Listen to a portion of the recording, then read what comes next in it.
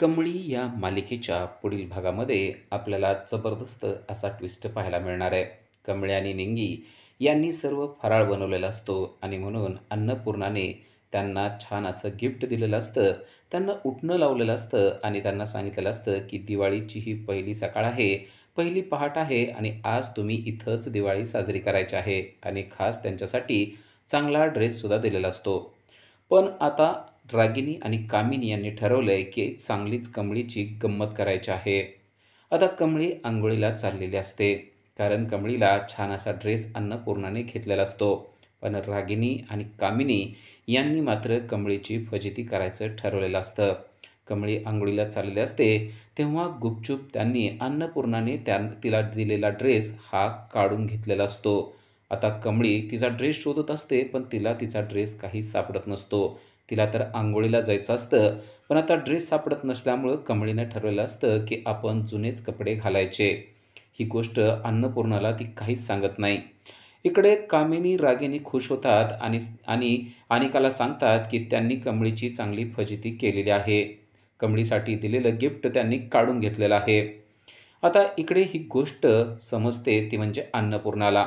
अन्नपूर्णाला समजतं की कमळीने जुने ड्रेस घातलेला आहे, म्हणून ती तिच्या घरातली अतिशय मौल्यवान अशी साडी घेऊन येते आणि ती कमळीला देते. खरं तर ही त्यांच्या घरातली अतिशय मान सन्मानाची साडी असते आणि डायरेक्ट ती साडी आता तिने कमळीला दिलेली असते. कमळीला ती नको असते, पण आता तिच्यापुढं नाईलाज झालेला असतो, कारण अन्नपूर्णाच तिला म्हणते की ही साडी नेसायची.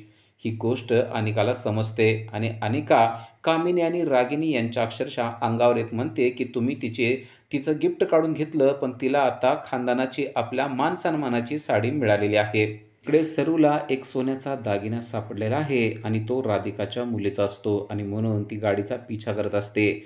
गाडी थांबते आणि त्यातून ऋषी बाहेर उतरतो आणि पाहतो की एक महिला आपल्या गाडीचा पिछा करत आहे. तो विचारतो, "काय झालं?" तेव्हा सरू सांगते की तुमच्या मुलीचा दागिना पडलेला आहे, तो मला सापडला. ऋषीला खूपच चांगलं वाटतं की ही व्यक्ती खरोखर किती चांगली आहे. दागिना घेऊन ही निघून जाऊ शकली असती, पण ती पळत येऊन आपल्याला ती दागिना देते आहे. तेव्हा तो विचारतो, "तुम्ही कोण आहात आणि तुम्हाला कुठं जायचं असेल तर मी तुम्हाला सोडतो." तेव्हा ती म्हणते, "मी माझ्या मुलीला शोधते, पण मला तिचा पत्ताच सापडत नाहीये." ऋषी म्हणतो, "ठीक आहे, मला तुमच्या मुलीचं नाव वगैरे सगळं द्या. मी तुम्हाला तिचा पत्ता शोधून तिच्याकडं सोडवतो." पण आता ती कमळीविषयी काहीच बोलत नाही. ती म्हणते, "ठीक आहे, माझी मी शोधेल." ऋषी म्हणतो, "असू द्या, तुम्ही आमच्या गाडीमध्ये बसा, मी तुम्हाला घेऊन जातो." ऋषीबरोबर नयनतारा आणि राधिका देखील असतात. त्या देखील सरूला म्हणतात, की "तुम्ही आमच्याबरोबर चला, तुम्हाला जिथं पाहिजे तिथं आम्ही सोडतो." कारण तिचा प्रामाणिकपणा बघून नयनतारा देखील खुश झालेली असते.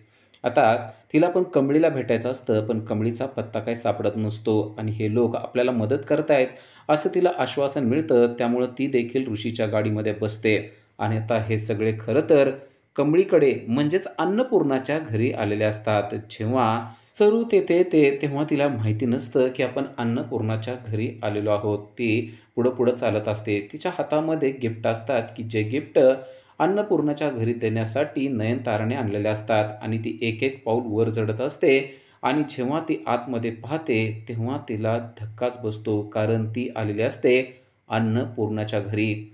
नयनतारा आणि तिची सगळी फॅमिली पुढं-पुढं जात असते आणि सरू मात्र सर्वांच्या पाठीमागं असते. सरूच्या हातामध्ये मोठं गिफ्ट असतं. त्याचबरोबर तिनं तोंडावर पदर देखील घेतलेला असतो. त्यामुळं सरू कोणाला दिसत नसते.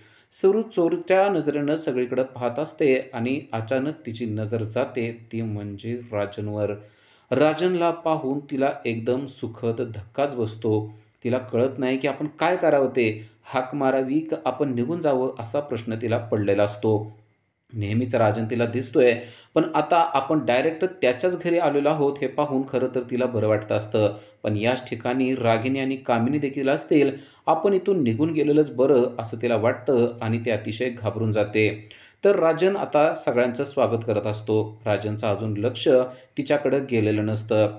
राजन सर्वांचं स्वागत करतो आणि सर्वांना म्हणत असतो, "तुम्ही बसून घ्या." दिवाळीचं गिफ्ट एकमेकांना ते देत असतात आणि राजन सर्वांना म्हणत असतो, की आता सर्वांनी फराळ करूनच जायचं आहे. खरं तर सरूला पटकन तिथून निघायचं असतं, पण आता अचानक तिला जाता येत नसतं, कारण तिच्या हातामध्ये गिफ्ट असतं. तर तेवढ्यात अन्नपूर्णा देखील तेथे आलेली असते. अन्नपूर्णा देखील सर्वांचं स्वागत करते आणि सर्वांना म्हणते की सर्वांनी फराळ करूनच जायचं आहे. तेवढ्यात सरूचं लक्ष जातं ते म्हणजे कमळीवर. कमळी अतिशय सुंदर साडी नेसून तेथे आलेली असते आणि अन्नपूर्णाचे पती म्हणजेच आजोबा जे आहेत ते देखील खुश झालेले असतात, कारण त्यांनी कमळीला साडी नेसलेलं बघितलेलं असतं. त्यांना माहीत असतं की ही आपलीच नात आहे. आता सरूला देखील सर्व दिसलेलं असतं. सरूला दिसतं की राजन आहे, अन्नपूर्णा आहेत आणि राजाचे वडील देखील तेथे आहेत आणि आपली कमळी देखील तेथेच आहे. कमळी या सर्वांच्या बरोबर आहे या गोष्टीचा तिला खूपच आनंद होतो. पण आता आपण कमळीला हाक मारायला नको, अन्यथा आपण इथं आहोत ही गोष्ट सर्वांना समजेल. विशेषतः रागिनी आणि कामिनी यांना जर का समजलं तर आपली काही धडकत नाही असा विचार करून तिनं ठरवलेलं असतं की आपण आत्ताच्या आत्ता इथून निघून जायचं.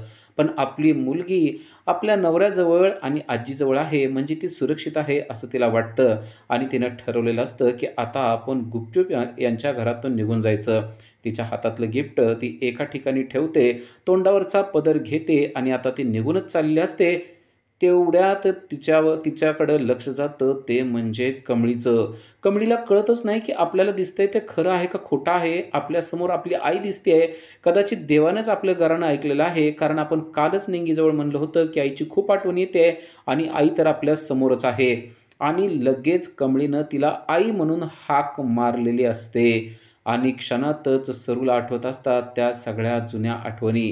राजनबरोबर आपण लग्न केलेलं होतं आणि लग्न करून राजनने आपल्याला नवरी म्हणून घरात आणलेलं होतं, पण या घरामध्ये आपण टिकू शकलो नाही, कारण रागिनी आणि कामिनी यांनी आपल्याला हाकलून दिलं आणि त्यामुळं आपण या घरात थांबू शकलो नाही. हे सगळं तिला आठवत असतं. पण आता सर्वांच्या समोर कमळीनं तिला हाक मारलेली असते आणि आई म्हणून हाक मारल्यानंतर सर्वजणच आता सरूकडं पाहू लागतात. राजन आणि अन्नपूर्णा देखील पाहतात.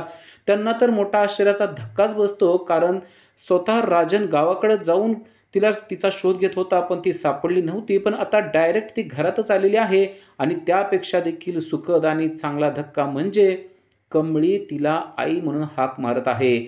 आई या शब्दामुळे राजन आणि अन्नपूर्णा यांना कळतं की कमळी ही सरूचीच मुलगी आहे आणि सरू साक्षात लक्ष्मी बनून आज आपल्या घरी दिवाळीच्या पहिल्याच दिवशी आलेली आहे. असं पाहून त्यांना तर खूपच आनंद झालेला असतो.